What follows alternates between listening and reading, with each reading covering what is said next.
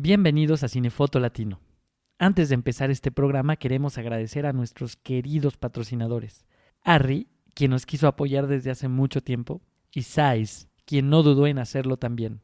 Gracias a ellos podemos escuchar el siguiente episodio. Hola a todos, les doy la bienvenida al episodio número 14 de Cinefoto Latino, el podcast en español de directores de fotografía de Latinoamérica.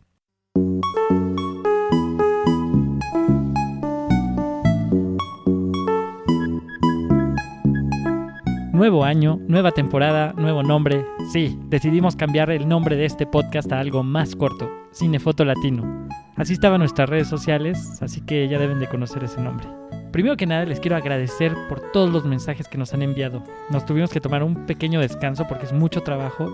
Para este año les tenemos muchas sorpresas, muchos países. Además tenemos directores de fotografía muy importantes que también van a participar en este podcast. Por el momento no les voy a decir mucho, pero les va a gustar. En este número 14 hablaremos con Iván Hernández. Iván es un director de fotografía mexicana miembro de la AMC. Vive en la Ciudad de México, pero ha realizado trabajos en diversos países como Colombia, Estados Unidos, España o Japón. Él estudió cine en el CUEC en la UNAM, en México, y formó parte del primer programa de estímulo de Ópera Prima con el documental Los Últimos Héroes de la Península.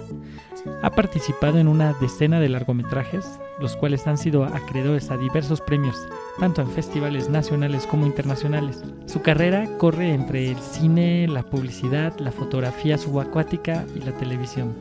Diablero, su último proyecto estrenado, es una serie de Netflix, la cual demuestra la riqueza de su fotografía.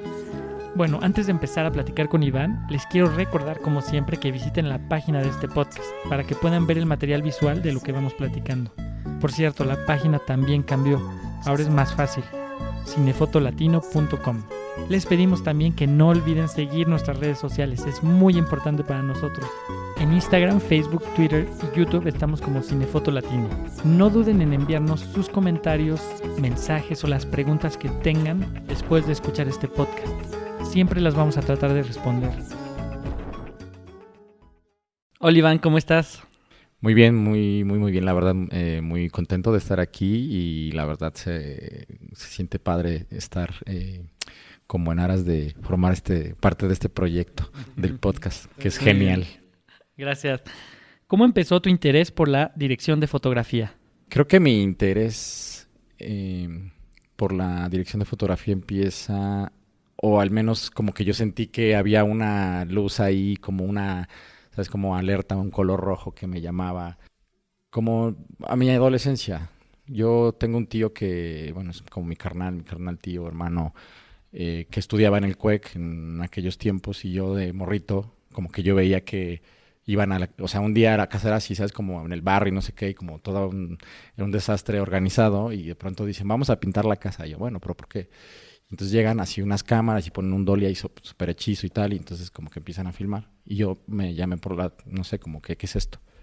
Y un par de años después, circunstancialmente yo llegué al rodaje de una tesis del CUEC de aquellos años y me atrapó por completo. Fue como más como un juego, como de, me gusta estar acá, ¿qué es todo esto? ¿Qué es toda esta como construcción de algo que no es real que están haciendo? Porque además en mi casa, pese a que en mi familia no hay como una, digamos, tendencia de gente artistas, pero sí había como un gusto desde de que yo tengo memoria, por el cine. Okay. ¿No? Mi padre y mi abuelo como que todos los días veía el cine, el canal del cine mexicano, el sábado y domingo las películas de cine mexicano. Nos metían así de morritos. Yo tengo memorias de haber visto La Cosa del Otro Mundo, que, ¿sabes? Como que nos metían en el cine a los toques. Es como una cosa así muy en el profundo del barrio. Y te decían, no, hazte el dormido, y como que te ponían así en el hombro. Y porque obviamente no podíamos entrar a esas películas porque eran, digamos, como para adolescentes y adultos. Ajá. ¿No? Entonces nos hacíamos los dormidos y ya entrábamos y bueno, pues ya era todo un goce, porque pues era como toda una alucín desde ese como lugar. Y después pasaron muchas películas, Alien, Terminator, Drácula, La cosa del otro mundo, como que eran muy ávidos a ir al cine, ¿sabes? Y eran como es una familia muy grande. Entonces era como de, güey, ¿cómo hacemos para entretenerlos? Vámonos al cine, ¿no? Y entonces estaba divertido. Y luego entonces mi carnal, mi tío, va a la escuela, llega a la escuela, llego a ese rodaje y en ese rodaje como que yo empiezo a ver que, pues como que todo eso que en mi imaginario estaba como un poco depositado como un germen, en medio entendí que, pues se hace de esta manera. Claro. Y entonces yo levanté la mano y como ya me conocían, y le dije, oiga, ¿no necesitan a alguien que les ayude un poco ahí con la cámara, no sé qué? Y bueno, sí, la verdad es que ahí sí yo le debo muchísimo a mi tío y a Aram Díaz, que es un fotógrafo mexicano acá, que él me dijo, sí, vente, y me enseñó ahí como a cargar cajas, a mover cajas, a cargar magazines en ese tiempo. Y ahí como que ¿Y ahí empezó un poco... qué edad tenías? Yo tenía 16. Sí, después, o sea, sabes, como que entre una y otra, ¿no? Como que realmente fue entre que desde niño estaba el cine ahí presente y que en algún momento por mi tío entonces empezó como todo este imaginario de, ok, sí, hay un lugar aquí en México donde puedes aprender a hacer cine, Uh-huh. ¿no? Y después llegar al cine como en un rodaje y luego ya me interesó y además, bueno, yo la verdad siempre fui como un adolescente, siempre he sido una persona bastante inquieta, entonces en ese sentido como que si algo me emocionaba, pues me clavaba muchísimo y entonces como ya, me iba con todo, ¿no? Uh-huh. Y un año después como que ellos ya estaban haciendo tesis y ya empecé como ahí medio a ir, después hubo un parón y en ese lapso como que eran años como convulsos, yo digo, ¿no? Como que fue el año que vino, la época donde vino la huelga general del 2000 de la universidad, de la UNAM. Uh-huh. Entonces como que yo durante el primer momento, como el primer periodo fui muy activo, después me di cuenta que como que todo se estaba polarizando mucho, con unas tendencias muy radicales a nivel político y yo me moví y empecé a trabajar como en mi vida cotidiana del barrio, pero sabes, algo muy importante que sí me gustaría contar es que en algún momento supongo que mi madre dijo, no, se me va a descarriar Uh-huh. y me regaló una cámara y me dijo, haz un curso de fotografía. Me dijo, investiga tú, ve a donde tú quieras, tómate un curso básico de foto. Y entonces yo aprendí en aquellos años en el Club Fotográfico de México, que estaba en la calle de Insurgentes y Londres. Y ahí aprendí como a usar la cámara, a revelar. Yo iba a revelar mis rollitos de blanco y negro. Ahí empecé como a imprimir, a aprender a imprimir. Como alucinar también como cosa como muy de alquimia, ¿no? De Claro. las fotos y como que no entendía nada porque pues estás muy morrito y como que dices, bueno, esto cómo funciona. Y entonces la teoría era una cosa muy abstracta, pero cuando sucedía ahí era wow, como que una Sí, locura, que eso ¿no? es algo que le digo a mucha gente que van a estudiar cine, que hagan foto análoga, ¿no? Sí, sí, sí, totalmente. Porque si es alquimia, te hace pensar de otra manera. No, y además algo como que súper padre, al menos creo yo en mi proceso, como que mi abuela lee muchísimo, leyó mucho tiempo, mucho tiempo, y como que no solo era como alguien que, como que a nivel cultural, como que te empujara, pero como solo de ver, ¿no? Ujú. Y después, pues nada, no había como otras, o sea, sí estaba el cine, sí la abuela leía, no sé qué, pero después, como que realmente lo que hizo en mí, como hacer como notar que sucedían cosas, era que yo me clavaba mucho. O sea, yo siempre fui un niño muy callado. Entonces, yo tengo memorias yo recuerdo perfecto, memorias de niño entre no sé, mis 6 y mis 12 años, de estar así como en el salón, la sala de la casa y que veía como que entraba la luz en la tarde y como que yo tenía mucho esta cuestión sensorial, entonces a mí me hacían burla en mi casa que yo me quitaba la camisa y me tiraba al piso porque la sensación del calor del sol era algo entrañable para mí, es algo que siempre está ahí, ¿no? Y luego, claro, pues entonces todo venía como como un apuntes más directos de lo que estaba yo viviendo en ese tiempo en Ecatepec, ¿no? En el barrio, así. Todas las fotos que yo tomaba en esos tiempos del primer curso de foto, nunca más hice un curso más de foto fija, ahí se quedó. Y después yo he estado justo últimamente tratando de rastrear esa cámara porque es una Zenith Ujú. y no la hallo, no está ni en casa de mi madre y por ahí Sí. creo yo que debe por ahí estar ahí escondidilla. Y todo era el barrio, ¿no? O sea, como que... Y eso después remitía mucho a mis sueños, que también fueron periodos muy locos de sueños. Pero, claro, porque donde yo crecí es como que están los canales de aguas negras, ¿no? Ujú. Y entonces eso era así una cosa impresionante. Es como una volada de sesos, como Sí. que energéticamente, visualmente, como toda esta relación gente-espacio, tú mismo en ese espacio, pues te llevaba a muchas, digamos, como universos que no existen, ¿no? Claro, Que son muchas... cosas que tú te estás como alucinando, Sí, o ¿no? sea, ahí empezó tu despertar creativo, ¿no? Claro. De universos.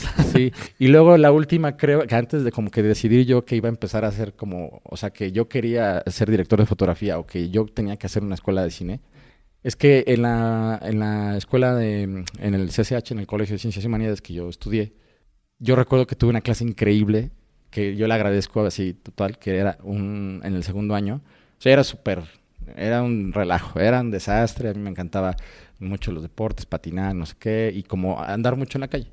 Pero si algo me gustaba era las mates, que rara, o sea, como solo las de segundo, porque si me escucha mi tío voy a decir, no, no es cierto, eras un burro. Y al final, los últimos años había una clase que era métodos de investigación documental.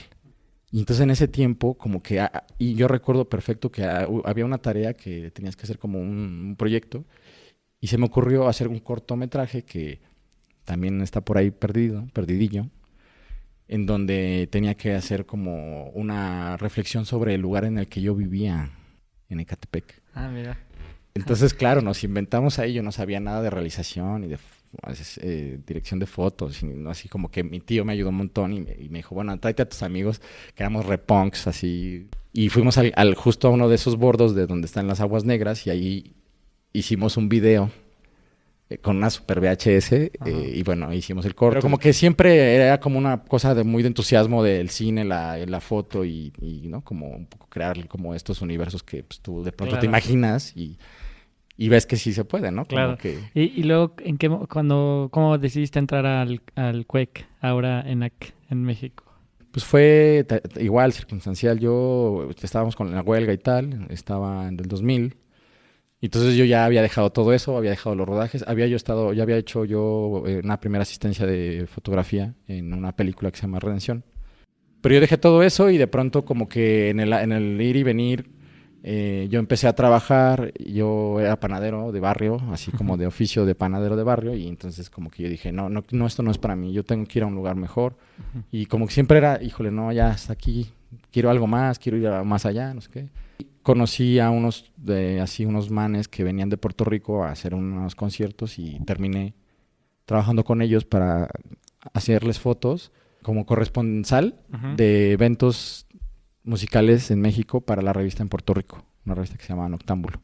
Y bueno, pues ya pasó ahí y eso fue como un paso fundamental en el yo decidir, porque ya en ese punto como que fui con mi tío, le dije, oye, mira, yo creo que ya es un momento en el que ya quiero ir más o sea, volver a la escuela. Y me dijo, ok, pues prepárate. Y la verdad es que también le debo mucho a él. Me dijo, porque tú eres un desastre. Exacto. Tú eres muy de la calle y muy de la vida y muy de así, conocerte así tal cual, ¿no? Ajá. O sea, yo siempre, me ha gustado mucho leer siempre, porque como que siempre me he juntado con gente que le gusta o leer mucho o la música, y entonces te compartían. Pero realmente estar listo para la escuela no estaba. Entonces, a punta de como que siempre la presión ahí, yo me di un lapso de un año para prepararme. Entonces hice un año completo de seminarios de teoría e historia del arte, en lo que ahora es la FAD y antes era la Escuela Nacional de Artes Plásticas. Que era toda una misión porque pues yo vivía en el norte-norte y la escuela estaba en el sur-sur, en Xochimilco. Y entonces era así de disciplina de ir. Todos los días tenía que llegar a las 7 de la mañana y me quedaba, o sea, estudiaba de 7 a 3 y después de las 3 me quedaba a hacer un ciclo de cine siempre. Cada semana hacía como cine italiano, cine francés, cine de algún director durante un año. Y luego pues ya como que vino el CUEC y el CCC, hice examen para los dos, yo tenía como todas las ganas de estar en el CUEC. Pero hice los dos. Y se dio, ¿no? La primera entré al CUEC y bueno, pues ya ahí pasó. En el 2000, eso fue para el 2001. Y justamente me platicabas, como vienes Iván viene de un barrio mexicano muy conocido aquí en México que se llama Ecatepec, o Ecatepunk, Catepunk.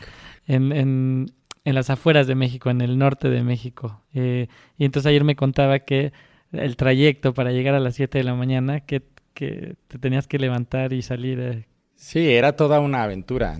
Siempre que yo voy a hacer algo, como que entras en ese canal y como que te metes a la disciplina de... Y después ya es una cosa como muy natural, ¿no? Como que no tienes que forzarlo, Ajá, ¿no? sí, Como pero que ahora todo sí, entra así. hay que Pero claro, siempre hay que hacer un esfuerzo, es decir, siempre hay que... Tiene un sacrificio, ¿no? Sí.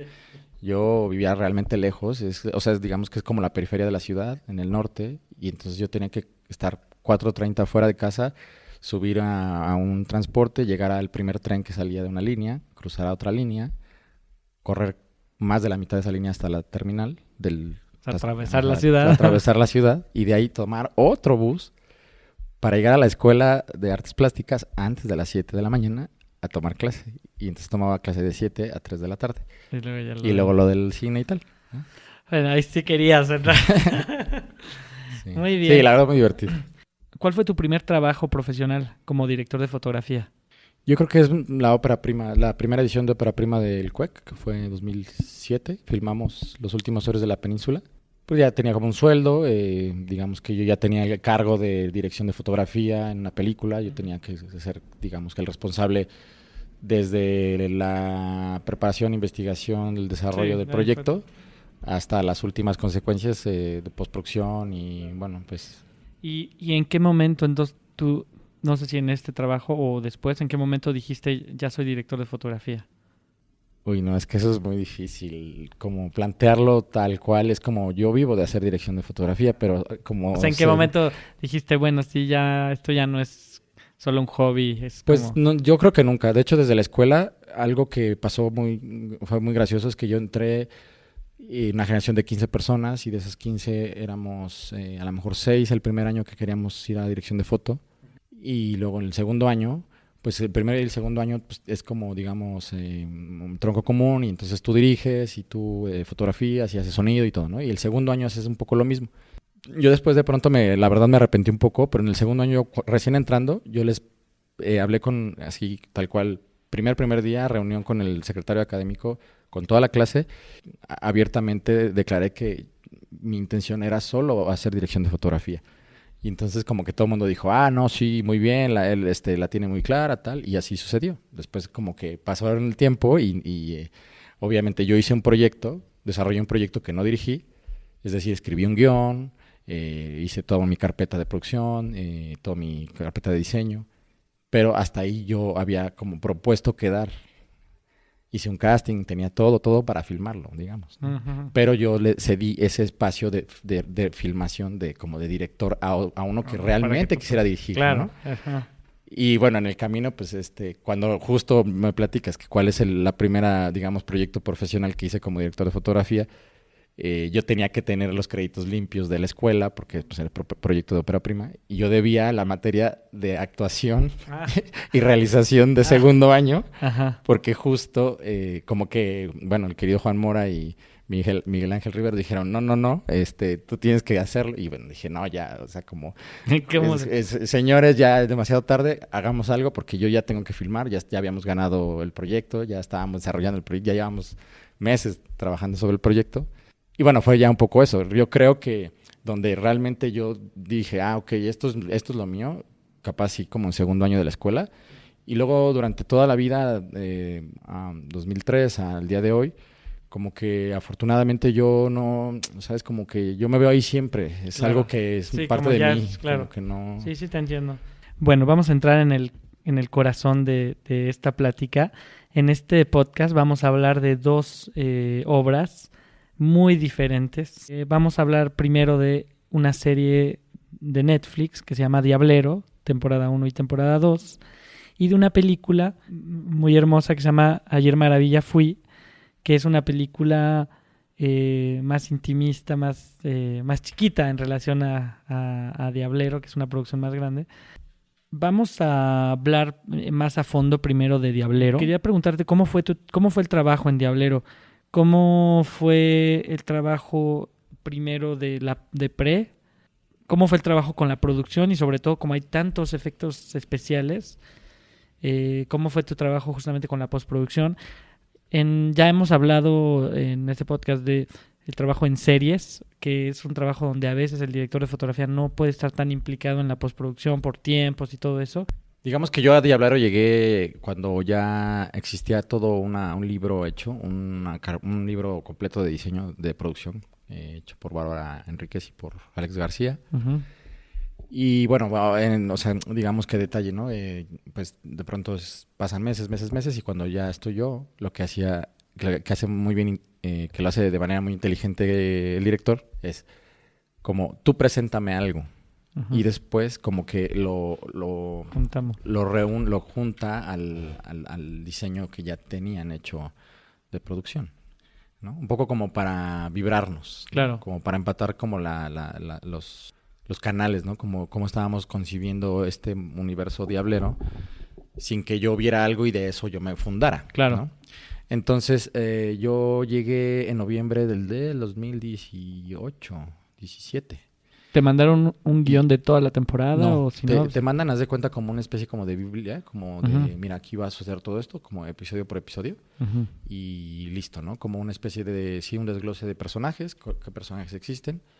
Y Cravioto me había dicho que, bueno, un poco estaba fundada todo este como idea diablero en un libro de Francisco Hagenbeck, que es, uh-huh, El diablo me obligó, que es una novela pequeñita que medianamente tiene que ver, que es básicamente la historia de un cazademonios. Uh-huh.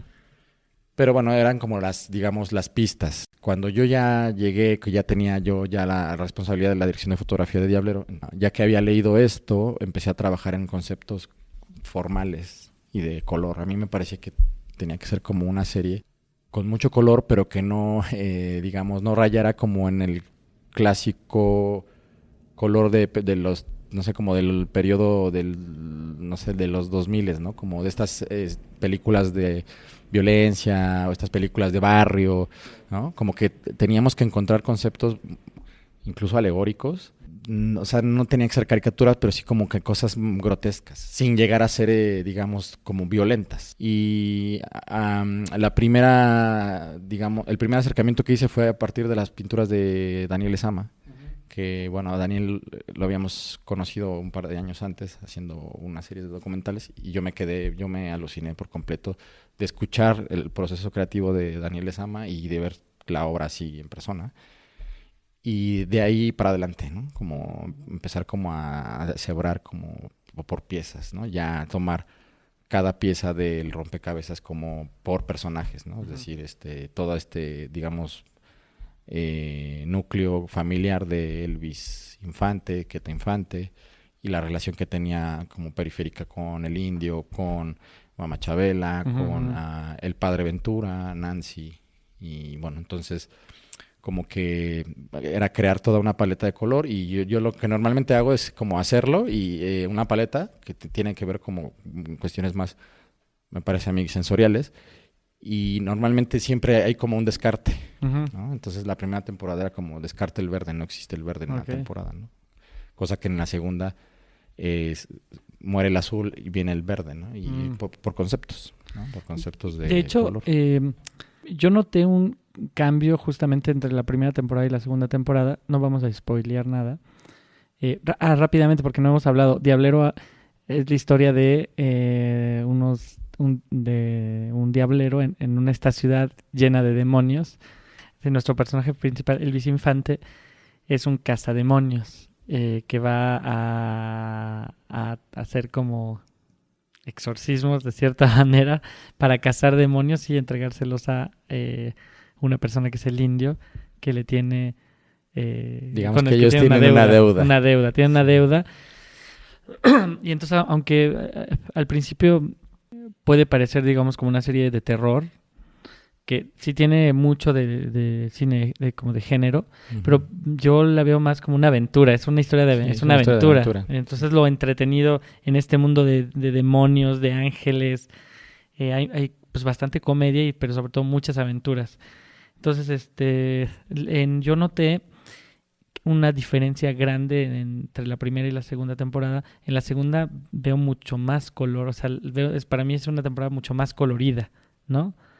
Que la primera. No sé si fue algo intencional, o sea, como que veo que en la segunda se asumen unos colores mucho más intensos Sí. y en la primera no tanto. Pues mira, originalmente la primera temporada o sea, como que yo empecé a diseñar Ajá. y luego como que en ambas yo compartí crédito. Es Ujú. decir, por una cuestión práctica, la primera vino el Mándaro, Ujú. Alberto Naya, y Jimena Amán a hacer la segunda unidad. Y luego en la segunda temporada solo estuvo Jimena Jimena Amán. Amán conmigo.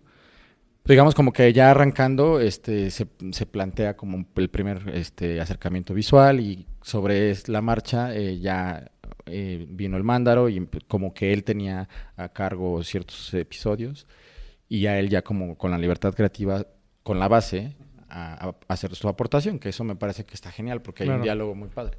Sin embargo, sí, algo que, y claro, yo nunca había vivido eso, ya en la serie anterior que había hecho en Colombia, había sucedido que como que tú tienes que llegar y presentar el look and feel y tal, y hablar sobre la foto y lo que tienes que va, o sea, como a grandes, así punto por punto, todo lo que va a pasar, ¿no? ¿Qué lentes vas a usar? ¿Qué colores vas a usar? ¿Qué contraste? ¿Cuánta luz? ¿Cuánta oscuridad? Y algo que a mí me sorprendió mucho es que cuando nosotros presentamos, cuando fuimos a dar la jeta, yo digo, ¿no? Oigan, pues esto va a ser la foto de Diablero, ¿no? 3 semanas antes de arrancar el rodaje, pues como que la gente dijo, ok, está interesante, sí, pero eso está muy oscuro, cuidado, cuidado. Pero nadie dijo nada sobre el color. Y el Mándaro y yo ya habíamos hecho como toda una, digamos, nos habíamos aventado el clavado muy fuerte como a tratar de diseñar cada universo a partir de un color. O sea, cómo representaba, por ejemplo, el azul, como toda esta parte del sentido de la maldad y como porque claro, cómo asociarlo a la maldad y bueno, pues es un color que definitivamente te atrae. Y entonces una de las teorías de la vida diablera a mí me parece que también como que tiene mucho fundamento en nuestra existencia, es que pues que somos propensos a ser tocados por la maldad, ¿no? Y entonces yo decía, ¿cómo hago yo para representar eso con el color? Y entonces dije, bueno, el azul, porque es un color atractivo. Tú ves el azul y como que te envuelve, ¿no? Y entonces vamos sobre eso. Y después, ok, el mundo de Elvis Infante, como toda la familia Infante, ¿no?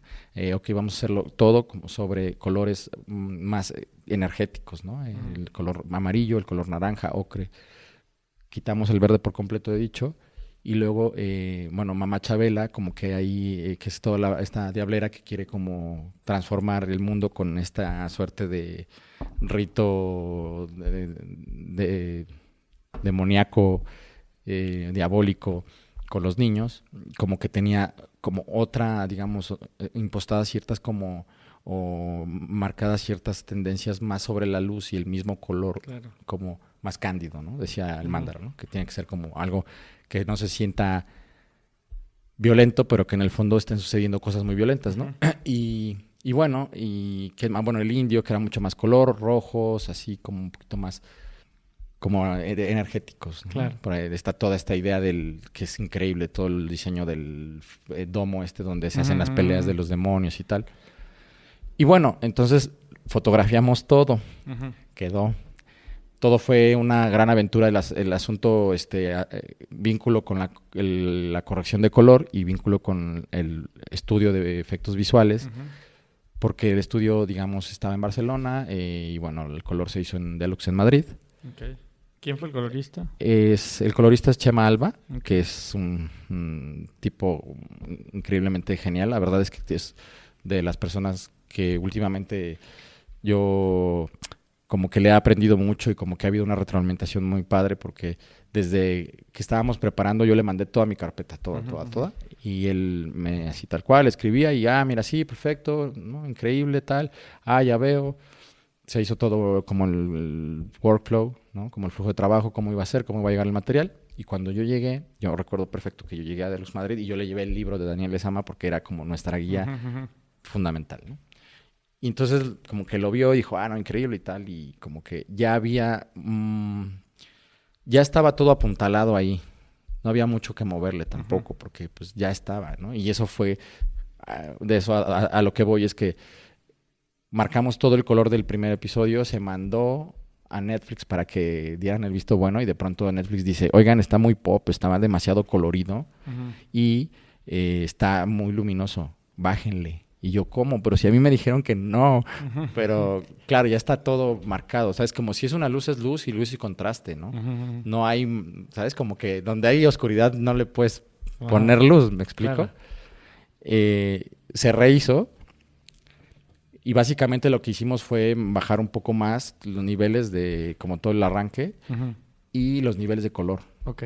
Porque hay algo que a mí me encanta, que de hecho fundábamos mucho por los cuadros de la casa al final del primer episodio donde están cenando, que es realmente la presentación de Nancy, que ella de pronto la reviven y todo esto, y todo es muy naranja, ¿no? Es como todo muy ocre, así, como que a mí me encanta. Y de pronto ella sale, que le pide la camisa, sale, y hay un color púrpura.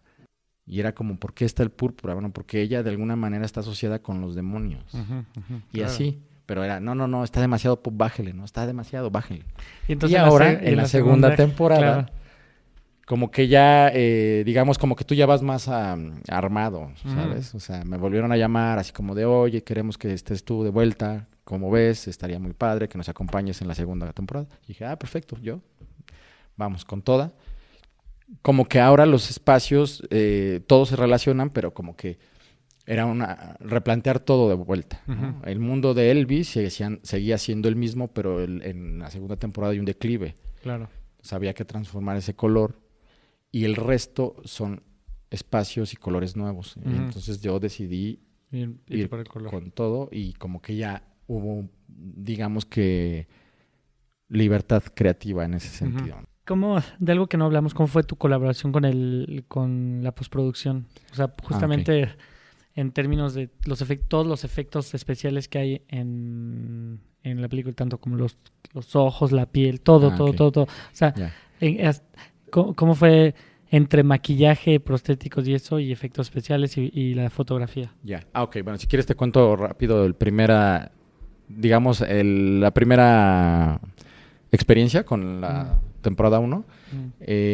Pues claro, nosotros estábamos en no tenemos la serie, como tenemos crédito para hacer efectos visuales y hay un equipo de efectos especiales y tal, y entonces hicimos. Y claro, en algún momento nosotros o sea, en general la producción no se percató de que no íbamos a llegar, porque tú sabes que las OTTs, las empresas Netflix y demás, tienen deadlines. Claro. Es como, tienes que llegar tal día, ¿no? Aunque ellos estrenen 3 meses después, ¿no? Y pues no dio tiempo. Había como todo un diseño del 8º episodio y tal, y fue como, bueno, se quedó al 20%. Y la verdad es que es bastante fue un poco frustrante. Al final dices, bueno, ok, tenemos que seguir adelante, hay que, pues, trabajar, ¿no? En ello. Con esa experiencia, cuando vino la segunda temporada, con menos dinero, menos episodios, y todo un monstruo que crear, todo el mundo dijo, pero ni cagando se hace en efectos visuales. Ok. Y bueno, Cravioto, que es un tipo muy brillante y un tipo que sabe muy bien cómo responder a todas estas cosas, como que dijo, bueno, o sea, con los mismos equipos, repetimos prácticamente todo, salvo esas 2 partes, que efectos especiales cambió el equipo y efectos visuales vinieron primero a un estudio de Los Ángeles que habían hecho Roma. Vieron todo y dijeron, híjole, no, ¿qué creen? Yo creo que no la armamos y entonces ya vino otro estudio igual de Los Ángeles.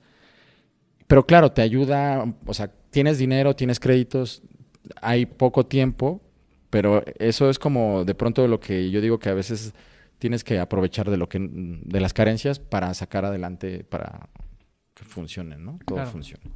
Y el equipo de Roberto Ortiz y Karina Monroy, que estaba como en diseño de maquillaje, y Roberto con todo el estudio, decidieron construir al monstruo, al Ahuizote. Okay. Se construyó por completo, se hizo una botarga. Una botarga. De, digamos, escalada, porque dentro de la botarga hay un stunt. Por eso es tan real. Sí, y se hicieron muchas pruebas de movimiento, de, digamos, de dimensiones. Y después como pruebas de textura de la piel, de los ojos. A los ojos como que yo fui varias veces al estudio de Roberto y como que decían, bueno, ¿qué vamos a poner? los ojos con un acrílico, ¿ok? Y el color yo quiero ya como plantear, ¿no? El color por el contraste, ¿no? Claro. Este personaje es todo verde, hay que poner los ojos Claro. como ámbar, ¿no? Y luego a esos ojos se hizo un desglose por completo, ¿no? Ya está el mono, Ujú. ¿no? Ahora a ese mono hay que hacerlo que se mueva y que funcione perfectamente a cuadro. Ujú. Entonces, esto es todo un trabajo, ¿sabes? Como de encuadrar, de poner los ángulos exactos, de iluminarlo de manera correcta.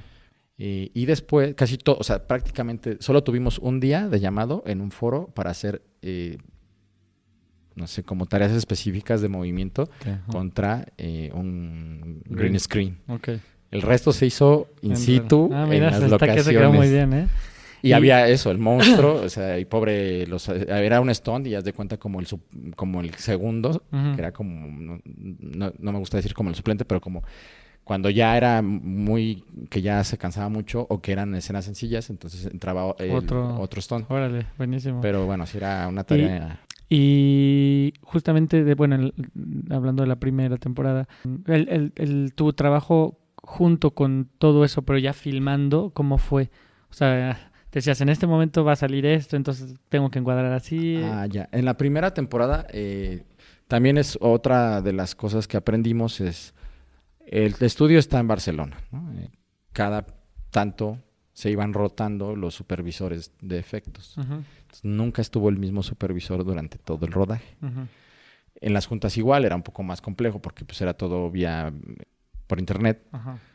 Y eran notas y notas y notas y como un montón de información que como que en el camino estaba el libro, pero como que ya no sabía quién, o sea, exactamente quién lo leía, sabíamos que estaba entendiendo todo. Entonces como que se partió en tres. Ujú.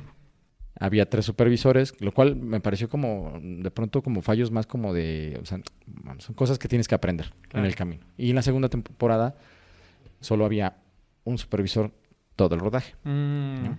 Y bueno, la primera, como que todos los monstruos y como todos estos seres, originalmente en el diseño de Bárbara y de Alex, pues habían unos diseños de monstruos increíbles. Ujú. Y claro, cada monstruo costaba así una Pues es plata. muy interesante cómo justamente que hay, o sea, en los espejos o en la pelea, por ejemplo, que está el humano caracterizado, que no sé si fue de maquillaje o también le agregan 3D, y de repente hay un movimiento, lo ves moverse y se transforma y luego se vuelve. Eso es muy interesante y eso se filmó, o sea, como lo filmaban en varias pasadas o en una sola y borraban.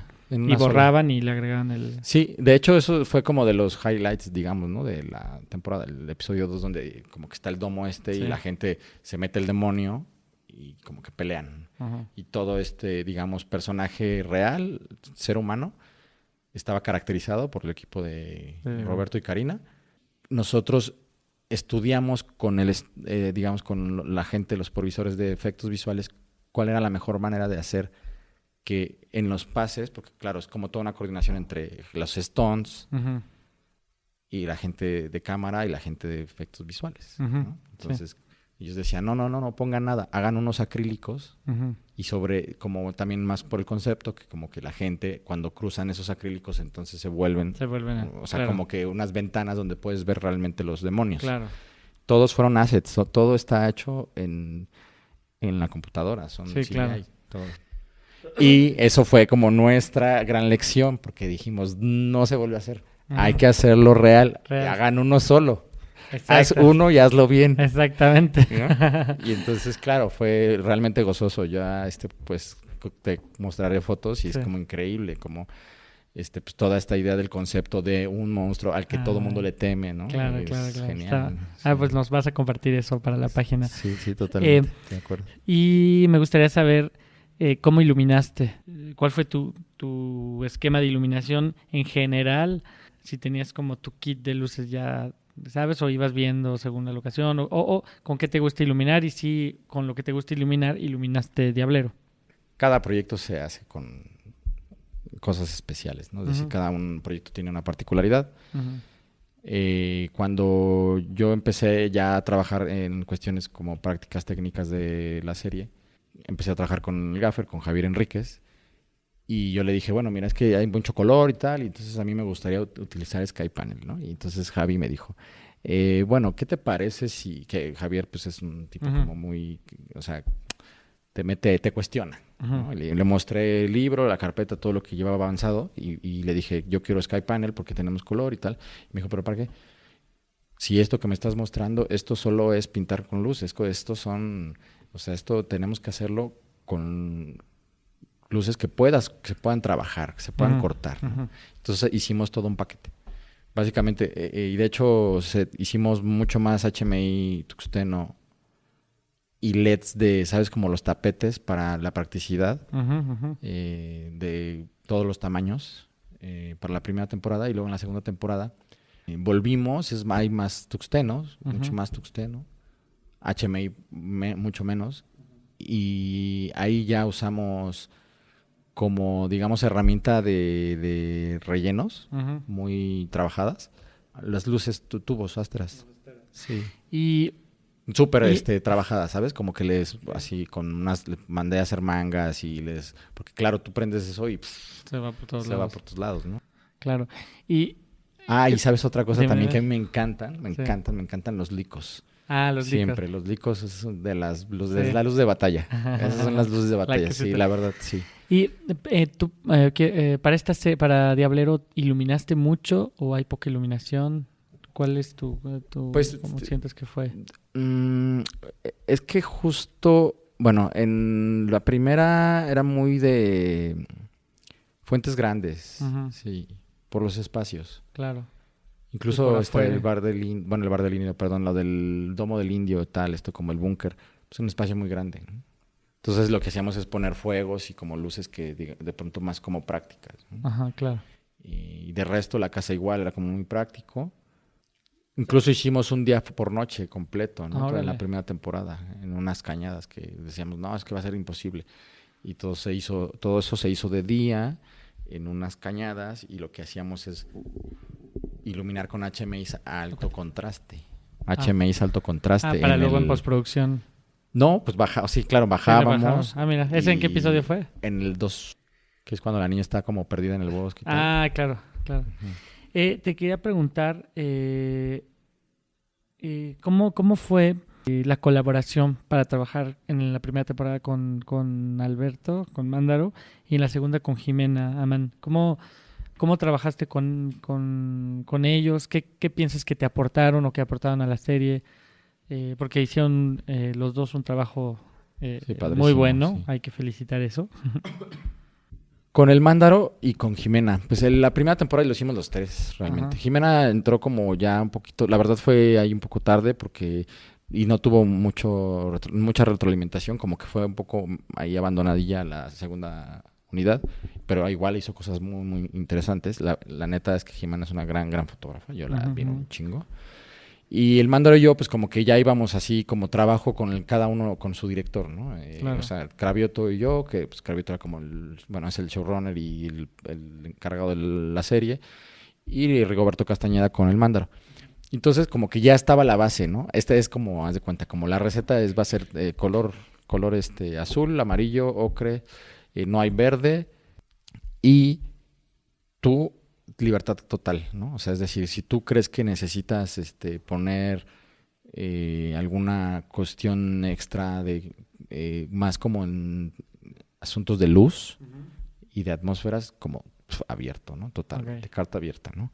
Como que yo traté de, pues como que más o menos que todo fuera como muy sobre el color, ¿no? Y como que sobre esos colores, pues fundáramos como toda la idea, ¿no? Pero claro, pues ya ellos, o sea, Tienen libertad, libertad claro. total, ¿no? Y Es en la decir, segunda con Jimena. y con Jimena igual pasó un poco lo mismo. Ahí, creo que, digo, ahí va a ser como una declaración fuerte porque me parece que la segunda está como mucho más, como que es más homogénea, Ujú. ¿no? Ujú. Sí. Que incluso todos los episodios, aunque hay créditos, como que hay unos con mis créditos y otros con los créditos de Jimena, pues como todos están mezclados. Ujú. Porque además la segunda la hicimos por espacios. Mm, ok. Que eso fue, digamos, como una clave para que pudiéramos salir adelante. Ujú. Teníamos poco dinero, teníamos poco tiempo y lo que Cravioto decidió fue como dividir, ¿no? Entonces él me dijo, bueno, ¿a ti qué te gustaría hacer? ¿no? O sea, como que sí me dio un poco también como, bueno, pues tú eres el director de foto, entonces, pues tú escoge un poco. Yo le dije, mira, la verdad, a mí me gustaría hacer los personajes nuevos, ¿no? Todo el universo de Lupe y las Diableras. Y el episodio 5 que me parece como muy, muy bonito, como increíble, como toda esta suerte de encierro en la casa donde tienen secuestrado a Mayaquén. Claro. Que es como toda una, ¿sabes? Como toda la... Pues como todo un estudio sobre el amor perverso y sobre como toda esta idea de cómo crear un monstruo a partir del amor. Claro, ¿no? claro. Entonces ya después, claro, como que ya divididos los espacios, cada quien ya, o sea, teníamos igual la guía ya hecha, que es como el color de cada espacio y cada personaje. En cuestiones prácticas, el color se hizo toda la primera temporada con gelatinas. Teníamos toda una gama de gelatinas de colores.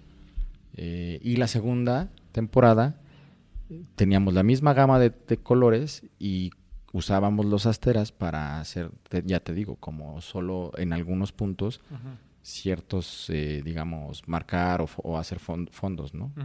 Prácticamente todo se hacía como por atmósferas, con un color, y después si de pronto en los primeros planos o como así terceros planos querías modelar un poco, pues como que ya lo hacíamos con las asteras, ¿no? Eso pasó en la segunda. En la primera todo a gelatinas, ¿no? Okay. O sea, como nuestra fiesta de colores era de gelatinas, ¿no? Rápidamente me gustaría hablar, que ya lo he hablado en otros episodios, pero tu relación con Netflix, ¿cómo fue? ¿Fue complicada o fue muy sencilla? Es que vivimos una relación complicada, ¿no? Sí. O sea, ¿cómo es trabajar con Netflix directamente? Porque es una serie original. Al final, sí, es una serie original de Netflix, pero claro, como que digamos que ellos tienen todo el control sobre el absoluto, ¿no? De las cosas, ¿no? A mí me parece, yo me siento como bastante tranquilo porque a nosotros nos dejaron trabajar con la libertad creativa, pero capaz que con pocos medios, ¿no? Como que yo, y lo diré así, como decimos aquí a calzón quitado, que como que yo siento que subestiman mucho como el mercado de América Latina. Sí. Como que todas las cosas que se hacen para Latinoamérica es como... Bueno, ahí que lo hagan con 3 varos y como saben que aquí la gente va a responder, entonces terminas haciéndolo. Y es un poco una joda, ¿no? Sí. Y bueno, la otra es que, claro, ahí está implicado la productora que es Morena Films, que es una productora pues bastante importante, grande en España, que ellos hacen películas pues que figuran cada año. Y la responsabilidad y como que el compromiso que ellos tenían como con el trabajo de todos, ¿no? Un poco en ese... voy a que a veces ni siquiera te invitan a hacer la corrección de color y tal. Y yo los 2 años fui durante periodos, digamos, sensatos a hacer color en Deluxe Madrid. Ok. Porque claro, al final es como, ¿sabes? Me dicen, bueno, pues lo hiciste tú, tienes que terminarlo. Pues qué bien. Porque a veces y ahí está muy padre. La verdad es que a mí me gustaría señalar un poco. A mí me gusta trabajar mucho. Me ha gustado trabajar mucho con Chema, con el colorista en España, porque como que se da su tiempo, ¿sabes? O sea, es decir, como que yo luego veo que acá se corren así horas seguidas y es toda una joda. Claro. Entonces así llegamos, vemos, marcamos un par de, ¿sabes? Escenas y es como, ¿sabes? Café y cigarro. Y sale a echar su cigarrito. Es algo muy europeo esta cosa. Sí, cañón. Y yo, pues relax, ¿no? Al final es como el tiempo, ¿no? Como que prefiero eso. De esa manera uno descansa los ojos también. Sí, creo que es importante. De acuerdo, sí. Ya lo habían mencionado alguna vez. Sí, justamente con Carolina lo hablamos, eso que ella entró en shock cuando... Pero sí, es algo, digamos, muy normal, pero en México... o en América Latina estamos acostumbrados a trabajar así sin parar. O por ejemplo están haciendo un proyecto y paran o se cambian de sala y van a otro. Exacto. Y pues híjole, está No, cañón. justo sí, estoy en eso ahorita. Y ahí era muy, muy interesante Chema, la verdad es que sí es echarle flores, o sea, él es que le ha hecho pues, prácticamente el color de todas las películas de Almodóvar, por ejemplo, ¿no? Claro. Y él me decía, no, pues es que la perspectiva, ¿no? De trabajar con una u otra persona. Si es como tú tienes que entenderle el color de la cabeza al fotógrafo, ¿no? Y muy bien. Y entonces eso es consecuencia de que la productora puso atención ahí, ¿no? Claro. Y ya es como, bueno, Netflix le dice, tú me entregas en tal momento y ya no me importa cómo lo hagas, ¿no? ¿Qué cámara y lentes usaste? La primera temporada se hizo con la red, ¿Cuál? con la Helium. Ajá. y con unos lentes high speed. Ok. Y la segunda, Carl Zeiss High Speed, ¿no? Ajá. Y luego la segunda temporada, yo quería cambiar todo, pero bueno, pues imposible, ¿sabes? Ujú. Es como también hay un rollo, dineros, tal, no sé qué. Yo quería, pues, como llegar como a convenios y tal. No se pudo, me dijeron, ¿tienes lo mismo? Yo dije, Ujú. no, pues, ¿cómo creen? O sea, tenemos que hacer, ¿sabes? Como, pues, el upgrade a esto, hay que replantear todo. Y entonces decidieron que íbamos con la misma cámara, pero yo ahí les pedí que lleváramos unos Cook S4 y para ciertas escenas, la casa renta en CTT, como que yo había estado haciendo pruebas previas Ujú. y me mostraron unos lentes que se llaman White Point, Mm, que son de large format, sí. y yo dije, ay, los quiero. Y Ujú. entonces me dijo la producción, no los tienes para todo porque no nos alcanza. Ok. Y se hizo ahí pues como el arreglo y los tuve como una semana para justo todas las escenas que tienen que ver con la mente del personaje de Lupe. Ah, claro, claro, claro. Para terminar con Diablero, nada más, ¿cuánta gente era en la producción? O sea, en una producción de cuántas personas, más o menos. Digo, yo sé que no Bueno, tienes el número igual, exacto, pero... sí, no, yo creo que, o sea, está padre la pregunta porque de pronto es como entrar como en ese canal donde tú estás a cargo de un proyecto que es muy grande y tal, no sé qué, mucho dinero y como muchas demandas de un estudio, bueno, de Netflix y tal. Y en esa tónica, pues como que tus equipos, tus colaboradores son muchos. Es decir, en la técnica, pues eran, no sé, alrededor de 16 personas, más el gaffer. Luego, pues toda la gente de cámara, que es trabajar a dos cámaras, porque si no, no sales. Entonces ya Ujú, son dos. Pues yo normalmente opero siempre una cámara y ujú, luego hay un operador para la cámara B. Esta vez en Diablero 2 mucho tiempo dejaba la cámara a mi segundo de ujú, cámara, a ujú. una chica que se llama Carla Reyes. Le decía, toma, me tenía que ir a sentar para coordinar cuestiones de luz y Claro, tal, pero claro, porque es ahí la producción, no nos alcanza para uno, un doble operador, y entonces así pasaba, ¿no? claro. Digamos que en promedio digamos, nuestro equipo de cámara, de foto y tal, éramos, no sé, a lo mejor unos 30 Ujú, y luego el resto del equipo, ¿sabes? Como el departamento de arte, sonido, sí, bueno, alimentación, todo. todo, ya son, pues, hablas de más de 100 personas, ¿no? Que es una locura porque de pronto, pues, tú vienes de hacer cosas, ¿sabes? Como películas con 8 personas. Exacto, y justamente esta es la transición para la segunda película, bueno, la película de la que vamos a hablar, que es Ayer Maravilla Fui. Y vamos a empezar justamente. ¿Cuál fue el tamaño de la producción? ¿Cuántas gentes eran en la parte de foto y en toda la película?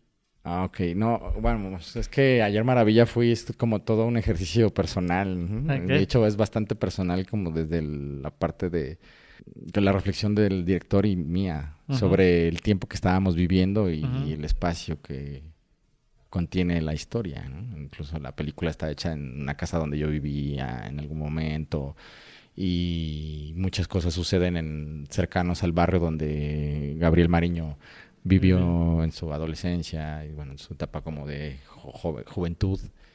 Y veníamos de hacer una película que se llama Un Mundo Secreto, que es mi primera película de ficción, donde literal éramos 8 personas y la actriz, Ujú, haciendo toda la película. Entonces, como que ya habíamos entendido que sí se puede, que sí funciona, con una ujú, cámara así súper básico. Me acuerdo mucho que pues hicimos pruebas de Un Mundo Secreto con una Mark II, sin grabador. Descubrimos que pues, podíamos hacer unos lentes Leica de estos R. ujú. Y vino digamos, momento de crisis como de Gabriel Mariño, del director, y como que no sabía qué iba a pasar. Él estaba por irse, él ahora vive en Berlín. Ujú. Estaba por irse y como que sentía que se iba sin hacer otra película y tal. Y entonces como que un día me acerca y me dice, güey, mira, tengo esta idea muy sobre una escaleta, mira, yo he pensado que estamos viviendo en un momento de emergencia existencial muy fuerte, que en la ciudad pues cada vez más estamos como que muriendo por el amor de alguien y solo nos estamos absorbiendo nuestra energía, ¿no? Ujú. Y de ahí, como de hecho, fue como, sí, va, ¿y qué quieres hacer? Una película de ciencia ficción. Y dije, órale. Y en el Inter habíamos hecho un teaser para otra película que aún no hacemos. Ujú. Y habíamos usado la FS7 con unos lentes de los Compact Prime. Y yo vi que estaba muy bien, pero que era demasiado... o sea, veía todo, ¿no? Le veía las arrugas a Noé Hernández y así como... No solo las arrugas, le veía los pensamientos en los ojos, ¿no? Entonces, dije, puta, no. ¿Qué hacemos? Bueno, consigamos un poco de dinero, que ese dinero fue nada, o sea, $25,000. Y con eso hicimos Ayer Maravilla Fui. En un equipo de... Era yo y Miriam Ortiz, que es una amiga, muy amiga mía, fotógrafa, egresada de la Escuela de Cine de Cuba, que estuvo desde el día cero preparando con nosotros todas las juntas, todas las reuniones, todas las pruebas, todas las pláticas, todos los ensayos. De hecho, hubo un momento en el que yo estaba filmando y ella se fue a hacer el ensayo, a grabar el ensayo con Gabo. Éramos ella y yo solamente. Y entonces lo que sucedió por delante es que de las 4 semanas de rodaje, yo era, digamos, el encargado de la foto principal y las 3 primeras yo las hice, que era como toda la cosa que tenía que ver con actores y como toda esta trama del personaje principal. Y luego para la 4ª semana yo tenía ya un compromiso para, como muy previo ya, que para ir para Colombia para hacer un proyecto. Y Miriam se quedó a cargo de esa 4ª semana donde quedaban como cosas pendientes con los actores y donde digamos que casi al 100% toda esa ciudad está retratada. Esa ciudad de la que tú tanto te intriga y mencionas, pues está hecha por Miriam. Digamos que todos nos conocemos desde mucho tiempo atrás y bueno, llevábamos tiempo trabajando en esto y además veníamos de un proyecto juntos, los tres. Un proyecto que ya habíamos hecho meses antes, como muchos episodios, entonces como que fue ahí consecuente, ¿no? Invitarla a ella, era como la pieza clave, ¿no? Que iba a ayudar a que si yo me movía, pues Gabo se quedara tranquilo para contar con el ojo adecuado y cerrar por completo como todo este discurso. Y bueno, ya por delante pues estaba el resto del equipo que estaba conformado. Una persona, Erika Ávila, que hizo el arte, porque no estaba, digamos, estaba una chica de arte, como un swing decorador, sonido una persona, dirección una persona, o sea, éramos, digamos que el equipo completo. Por ahí hay fotos de las comidas y éramos, no sé, 12 personas.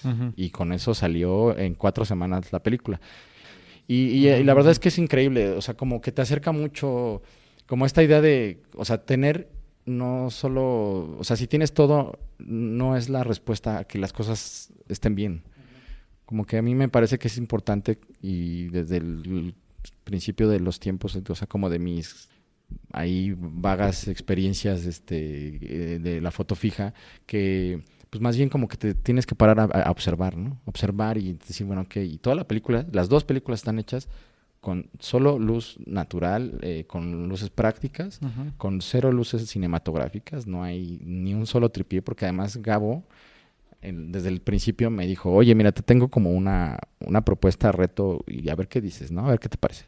Quiero hacer esta película, pero que no haya nada, ni una bandera, ni un tripié, nada, porque como que yo siento que quiero estar muy cerca de mis actores y del proceso de los actores, ¿no? Como vivir el proceso muy de cerca y no estorbar y yo estar más tranquilo. Y Gabo es como una persona muy, digamos, en ese sentido, muy latente. Y entonces así la hicimos, porque realmente mi kit de foto era, sí, como en cuestiones técnicas, era la luz natural, unas negros y una sábana blanca y listo. ¿Qué cámara era? Es una FS7 con los que con unos lentes Helios. Okay. Casi toda la película se fotografió con un Helios 33. Okay. Viejísimo, que te digo que lo tuvimos que así, sí, claro, es lo que darle ahí una limpiada así cañona porque... Y claro, a mí me gustaba mucho, o sea, por la experiencia esta del teaser que habíamos hecho con los Compact Prime, yo dije, uy, no, esto es demasiado, no nos alcanza para otra, no tenemos crédito para otra cámara, entonces, ¿qué hacemos?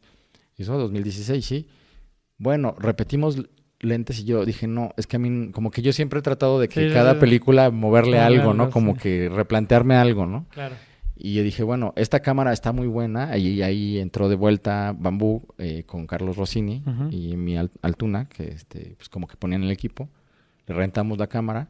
Y los lentes, por ahí había la verdad no recuerdo ahora el nombre del personaje. Tenía así una maleta de lentes, así como, vengan a verlos.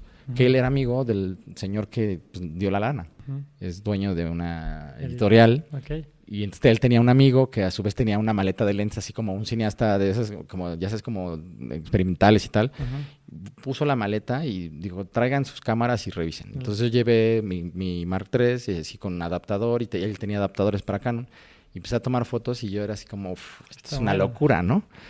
Así tiene unos lomos ahí todos viejos y dije, no, eso no funciona, no es para esta película, vamos a hacerlo esféricos, pero con ese lente. La imagen pues es muy diferente obviamente de Ablero, pero es una imagen muy suave, ¿no? Pero sin embargo hay muchísimo contraste obviamente. Recuerdo que teníamos ese Helios 33, unos Leica R que usamos menos y un Angenieux 4090, un zoom de foto fija. Pero claro, es que imagina que ese lente pues es viejísimo, es como del 50 y algo, ¿no? Y pues toda la vida que ha tenido. A mí me parecía interesante utilizarlo la mayor cantidad de tiempo porque estoy retratando un personaje que es sumamente frágil, que en cualquier momento se va a quebrar, en cualquier momento va a dejar de ser ese para cambiar ¿no? a alguien más. Claro, entonces el enfoque pues era muy crítico y además como todo se suaviza mucho por el coating o sea, están en la mala esos lentes, ¿no? Sí. Y encima, como lo hacíamos todo a luz natural, entonces el contraste se incrementaba. Sí. Que es una cuestión muy del estilo de la película, que es como hagámoslo de esa manera y privilegiar mucho al personaje, digamos, habitando su espacio, ¿no? El espacio interior. Cuando dices esto de que se fueron con una idea de no usar luces de cine, es interesante porque hay un par de escenas que a mí me hicieron pensar justamente en una luz como muy de nueva ola francesa. Y justamente me decía, mira, parece, pero ahora veo por qué, porque pues había un foco así enfrente y con ese, o sea, claro. Y entonces le da una cosa muy interesante a la imagen. O sea que es una imagen como muy orgánica, digamos, ¿no? Sí. Pues eso. Sí, y de hecho, parte del proceso de trabajo digamos, de conceptualizar la película y como de crear como estos dispositivos para narrar, que como que partían mucho del gusto de Gabo por el cine de la nueva francesa, ¿no? Sí, se nota mucho. Y él es muy de Robert Bresson. O sí, sea, él así le se nota, gusta mucho. Y justamente, ¿cómo abordaron el tema del blanco y negro? O sea, ¿qué tú te dijiste desde antes qué tipo de blanco y negro quiero hacer o se fue dando sobre la marcha? Nosotros partimos la película digamos pues tal cual como en actos clásicos, ¿no? Es decir, como que está el primer momento donde aparece el personaje, descubres que el personaje, presentas el personaje, que es el personaje, y luego hay como todo un momento digamos, brillante. Y luego se vuelve una frustración, claro, ¿no? Por completo. Entonces, lo que hicimos es todo el primer momento sea un momento más gris, porque al final es un personaje muy gris, no hay tanto contraste. Luego viene esa transformación y como todo este júbilo y, ¿sabes? Como esta esperanza de que realmente sí puede suceder esta, le decíamos, imposibilidad del amor, ¿no? Como que es como que hay que quitarnos de esa imposibilidad del amor y existe, el amor sí existe y tal. Y como toda esta relación de las dos chicas y tal, y de pronto pum, se cambia. Ahí todo ese momento hay mucho más luz, ¿no? El contraste se eleva, pero además es muy brillante, entonces claro, mucho más brillante. Y luego pasa a la siguiente, que es como ya el declive de todo, y es como toda una etapa donde digamos que las sombras prevalecen. Y todo al final todo se hizo por pruebas con el diseño del vestuario, con el arte, como muy, digamos, naturalista todo, pero por ejemplo sí los vestuarios, los espacios, no se pintó, pero como que tratábamos de que se acercara más como a una naturalidad, tratando pensando como si estuviéramos fotografiando el blanco y negro en los tiempos de los años 60, ¿no? Claro, como que todo lo fotografiábamos en color, yo lo monitoreaba para blanco y negro, realmente solo hacía como para la señal logarítmica, veía el monitor de onda y regresábamos y era como está todo metido y bueno, vamos, sigamos. Y ya después se hizo el blanco y negro en la sala de color. ¿Qué es a quien la corrigió? Alex del Pilar. Ok. Ayer Maravilla Fui es una película donde hay un personaje que capaz existe en esta ciudad. Es una ciudad que tiene mucho aplomo, mucho peso, es muy gris, tiene una carga energética muy fuerte y que no solo pues te mueve, ¿no? Es como que la misma ciudad tiene un pulso, late muchísimo. Y el motivo así, digamos, esencial era como retratar una ciudad desde el interior de la cabeza del personaje, ¿no? Es como una cuestión como más evocativa, como si Ajá. fuera más como una pesadilla, como un sueño, Claro. que una realidad. Y el blanco y negro es justo digamos, el dispositivo que nos ayudó como a crear esta idea del...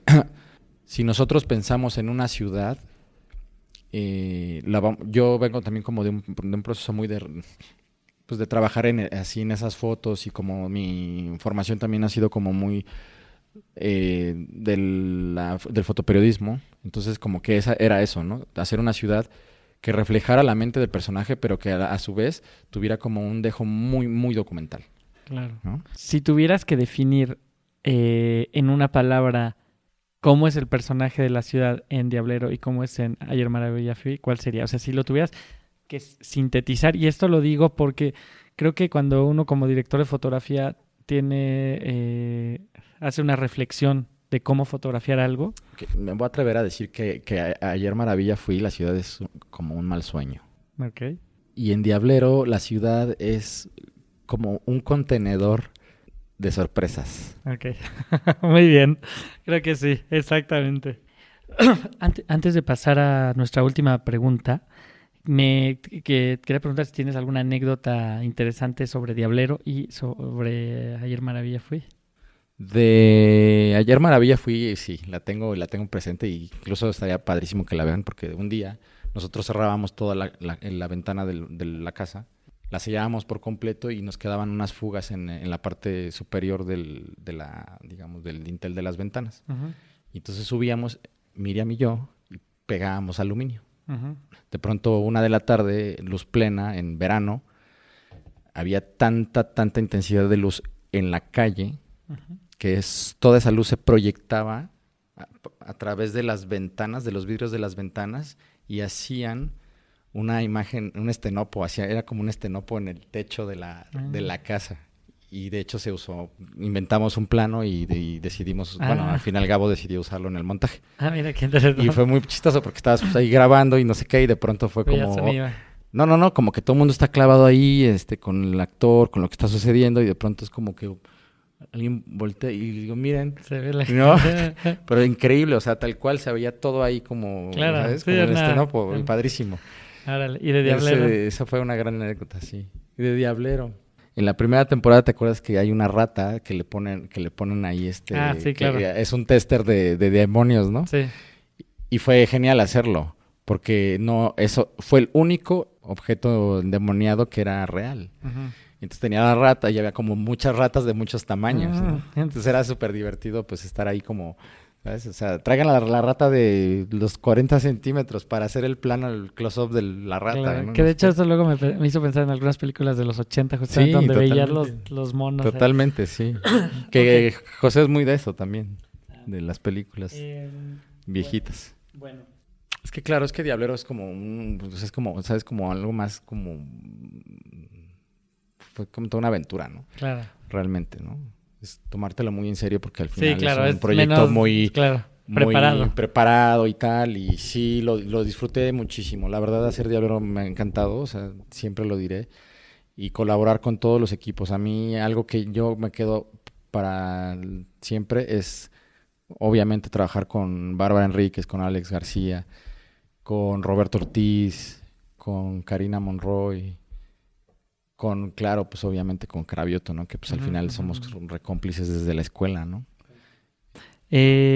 Para terminar, me gustaría preguntarte, ¿qué consejo le darías a aspirantes que quieran estudiar dirección de fotografía o a jóvenes directores de fotografía que están apenas empezando? ¿Qué consejo? Pues que sean muy fieles a ellos mismos y que si quieren hacer algo, en este caso cine y hacer dirección de fotografía, que busquen cualquier medio para hacerlo, ¿no? De pronto es como pues las posibilidades son infinitas y ahora más, ¿no? Como que estudien, sí, porque pues es una cuestión muy de disciplina, pero que sean muy fieles a ellos mismos, que lo vibren desde su ser, desde su corazón, desde como sus su parte más entrañable, más profunda, desde las cosas más verdaderas de sí mismos y que pues trabajen para eso, ¿no? Que no se den por vencidos. Todo esto es como una cosa de perseverancia, ¿no? Claro, mucho. Trabajar mucho. Sí. Sí. Vamos a pasar al famoso juego del final. ¿HMI o tungsteno? Tungsteno. ¿Tungsteno o LED? Tungsteno. Tungsteno. Aunque espera, porque los LEDs ahora la verdad es que te sacan de muchos apuros. Sin embargo, la luz del tungsteno es luz, claro, ¿no? Como luz verdadera, yo digo. ¿Tungsteno o esos LEDs? ¿O el sol?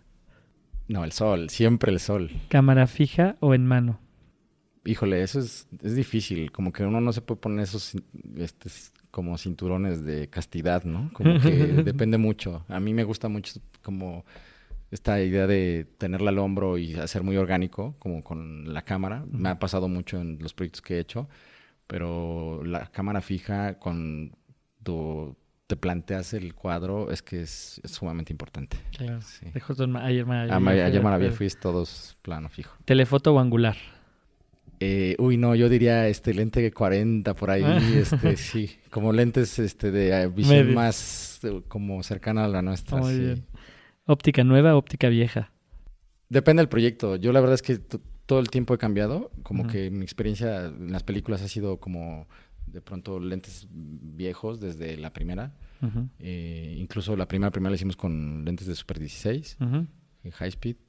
Y luego siempre como que voy cambiando, ¿no? Ahora mismo como que he empezado a explorar el camino de los anamórficos y del 35, del 16, y entonces también, claro, ya es otra combinación, ¿no? Esas son las 1000 combinaciones. Pero yo diría que es que depende del proyecto, la verdad. Bueno. ¿Esférico o anamórfico? Esférico, sí. ¿Celuloide o digital? Combinarlas. Muy bien. ¿En un mismo proyecto? Sí.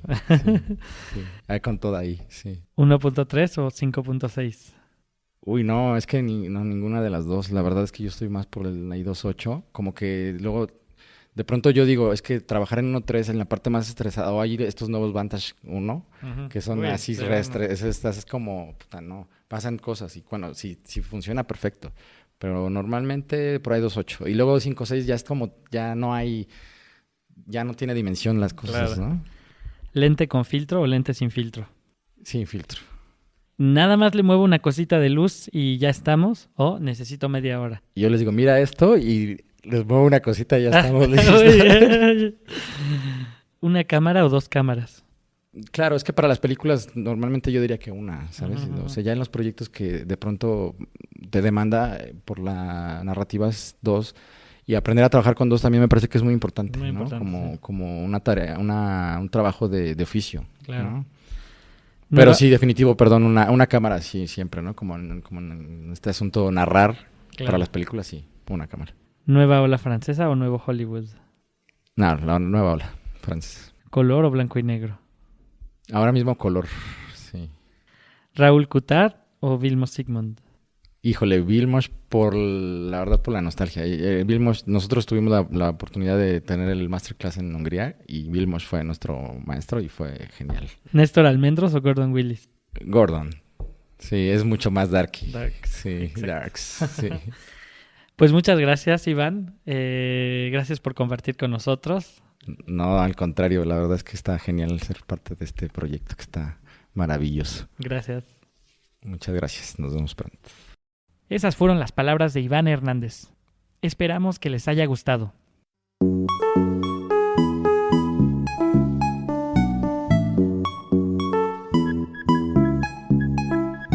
Recuerden visitar la página de este podcast, cinefotolatino.com, y los invito a que dejen sus comentarios ahí o en su plataforma de podcast preferida.